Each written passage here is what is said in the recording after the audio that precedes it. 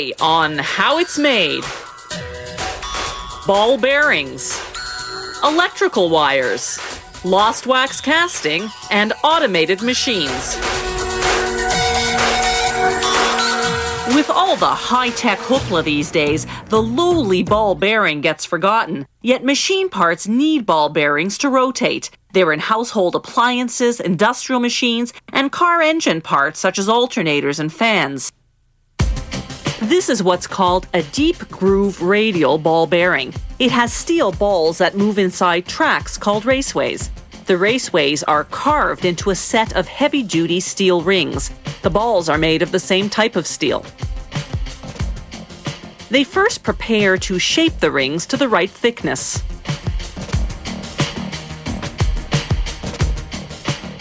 They insert the inner ring into the outer ring.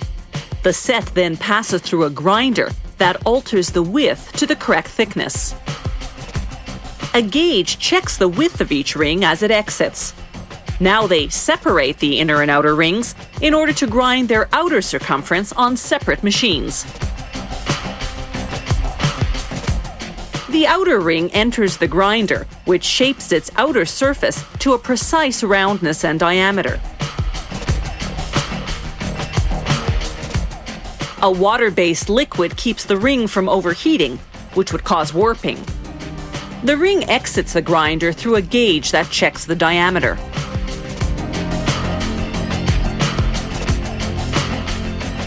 Next, the outer ring's raceway goes for grinding. Abrasive stone wheels with an oil coolant shape the surface to precisely the correct roundness and size. The inner ring and raceway go through a similar machine. Now the rings go for polishing. An abrasive stone lubricated with oil polishes the steel surface until you can see a reflection. Here's the before and after. Next stop, washing. They coat the rings with thick oil and a fine stone grit. They clean the raceways with kerosene. Elsewhere in the plant, they classify the steel balls according to size. These balls started out as steel wire. A machine cut them into pieces, and a die punched them into rough balls. Those rough balls go into a grinder which removes the bumps. Then other machines round them out and give them a mirror finish. This entire process takes a few days. The balls go through a furnace to harden.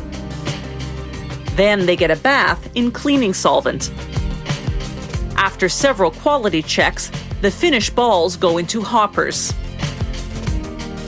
The hoppers load onto the automatic assembly machine. The ball feeder sends balls down through tubes to a ball pusher that feeds the correct quantity of balls into the raceways of the now reassembled inner and outer rings. A ball divider positions the balls evenly around the raceways.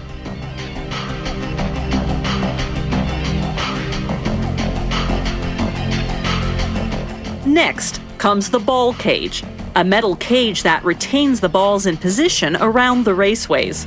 The first machine installs half of the cage, the half with rivet holes.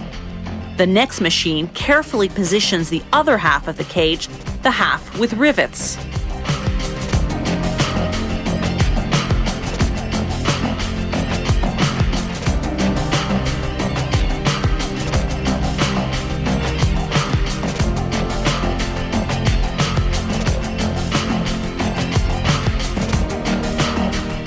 The machine test spins the bearing, then rivets the two halves of the ball cage together. The bearing is now fully assembled.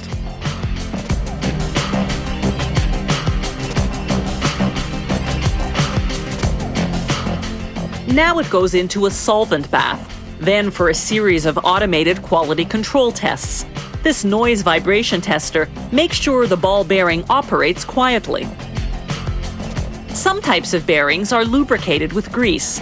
A machine squirts grease evenly into the bearing's raceways, then inserts a rubber seal to contain the grease. A final quality control test. An automated scale tosses out any bum bearings that aren't the required weight. The good ones move on to the laser, which marks them with information such as the part number and the trademark.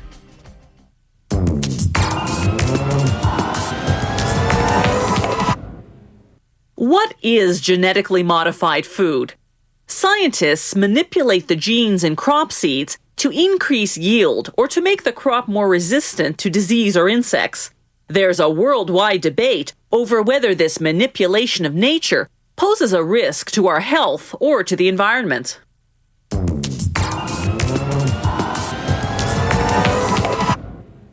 We're so used to them that we barely notice that electrical wires are all around us. They're in aerial and underground cables running along our streets and to our homes. They're behind our walls and inside our electrical appliances.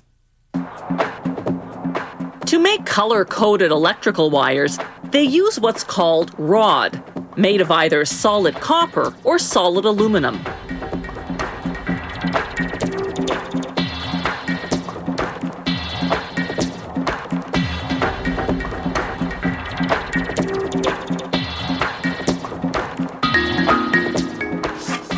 They feed the rod into a machine that draws it out through a series of lubricated pulleys and dies, stretching, lengthening, and thinning it out.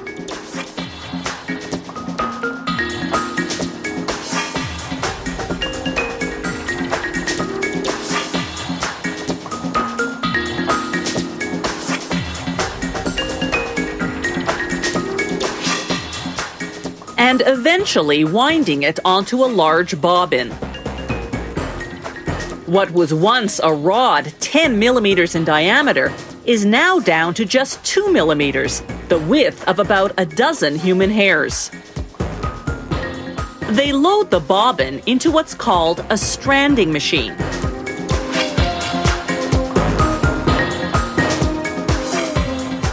They cold weld the end of one bobbin to another, guaranteeing an uninterrupted flow once they start up the machine.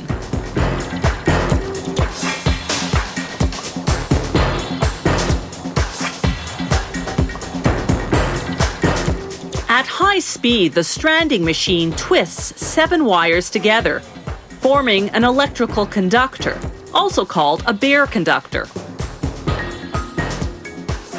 This is a low-voltage conductor, under 1,000 volts, the kind you find in the cables that run electricity from the hydro pole to your home.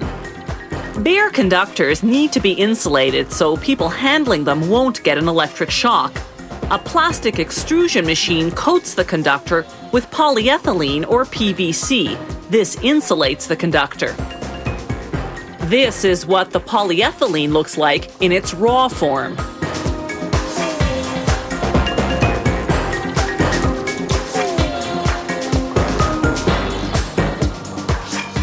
As the conductor exits the machine with its new insulation, a precision laser gauges the diameter to make sure the insulation is uniform and the right dimensions.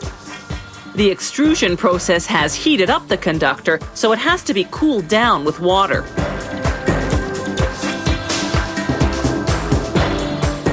Sometimes 2 or more conductors are twisted together.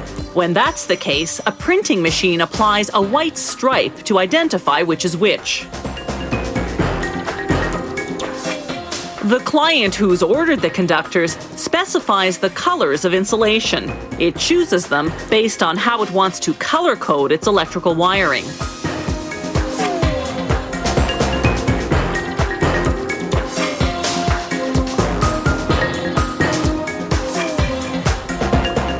Several conductors are often grouped together to form a cable. The plant performs a voltage test, immersing the cables in water to make sure they don't short circuit. These medium voltage cables can carry from 1,000 to 46,000 volts of electricity. They're the type used for underground hydro lines.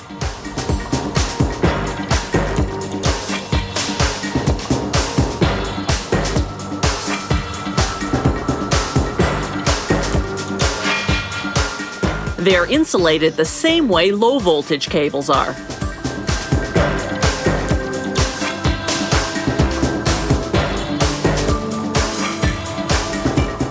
The plant prints the date of manufacture, the voltage, and any other information the client has requested. The cable then goes onto a reel to be tested before it's shipped out to its destination. In the middle of the cable, surrounded by copper grounding wires and a host of other components, is the heart of the electrical cable, the bare conductor.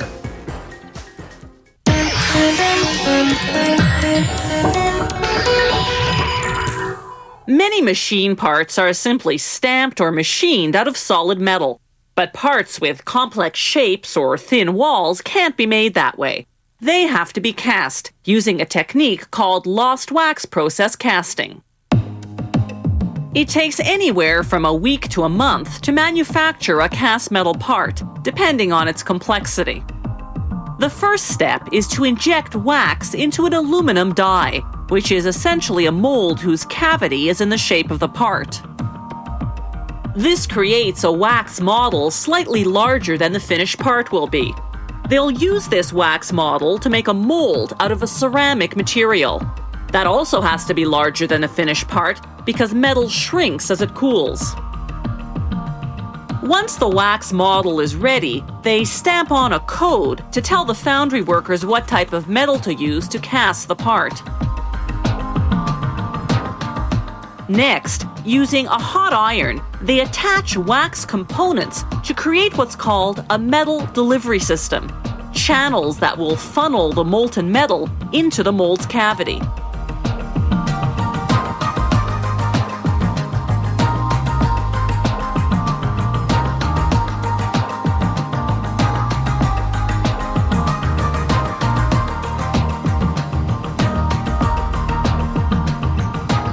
Next, they dip this wax assembly into a ceramic solution called slurry. They do this by hand to prevent imperfections that would cause defects in the casting. To strengthen the slurry, they coat it in a fine zirconium sand, then let it dry. A robot then keeps repeating the process with coarser sand until the ceramic shell surrounding the wax assembly is about 7 millimeters thick. This takes 5 days. Now the ceramic-covered wax assembly is ready for what they call the de-wax. Workers place it in a hot steam chamber called an autoclave for 5 to 10 minutes. This melts the wax right out of the shell, creating a ceramic mold whose cavity is in the shape of the part. Once the mold has dried out, workers can begin to cast the part. First, they put the cold mold into an oven and heat it up for 2 to 3 hours.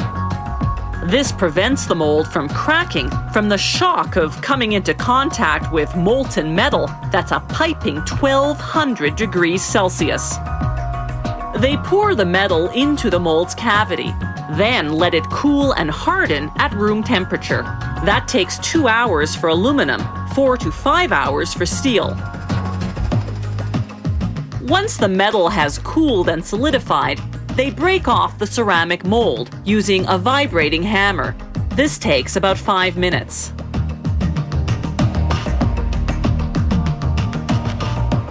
They saw off the metal delivery system,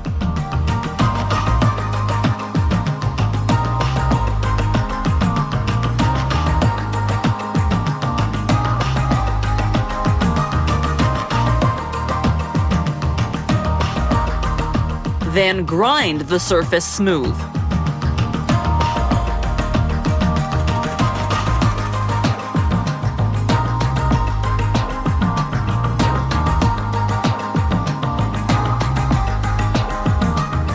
The final step is to make sure the part came out to the exact dimensions specified in the technical drawing. This is called sizing. Steel parts have to be heated up in an oven for sizing. Aluminum parts are sized cold.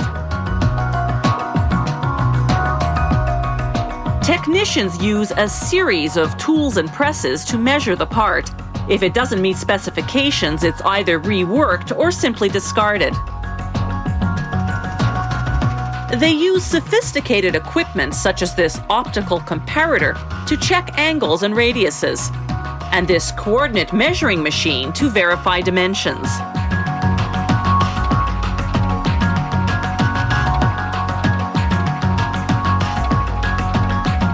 Lost wax process casting is used to make metal parts for all types of machines and equipment, everything from military weapons to snowmobiles.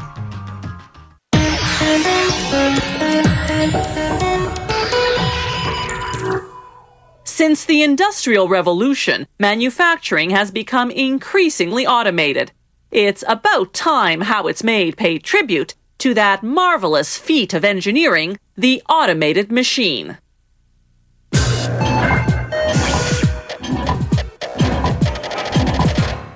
Until the 1780s, goods were made one by hand in a home or workshop. Then came the Industrial Revolution, the mass production of products in huge factories. Industry's next revolution was automation, made possible by computer technology. By the 1970s, 2 centuries after the start of the Industrial Revolution, robots began replacing humans on the production lines.